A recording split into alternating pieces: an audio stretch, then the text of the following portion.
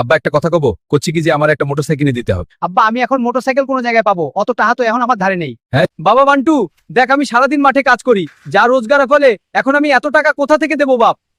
অত কিছু আমি জানি না আব্বা, তুমি যেহানতে পারো আমারে টাকা এনে দিবা।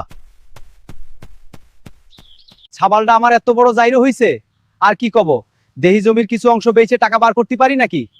বান্টু, এই নে টাকা যাইয়ে মোটরসাইকেল কিনে নিয়ে আয়। আচ্ছা আব্বা, যাচ্ছি। আব্বা তো আমার জন্যই কত কষ্ট করে টাকা জোগাড় করে আনলো, এই টাকা আমি মোটরসাইকেল কিনে খরচ করব না, দেখি কি করা যায়। আব্বা এই দেখো, তোমার টাকা আমি মোটরসাইকেল কিনে খরচ করিনি, দুটো গরু বাছুর কিন, এবার এগুলো থেকে একটি ফার্ম হবে, সেই ফার্ম থেকে যা কামাই হবে তা থেকে মোটরসাইকেল কিনব। এটাই কি বান্টু কাউ ফার্ম? হ্যাঁ। এই নিন আপনার মোটরসাইকেল।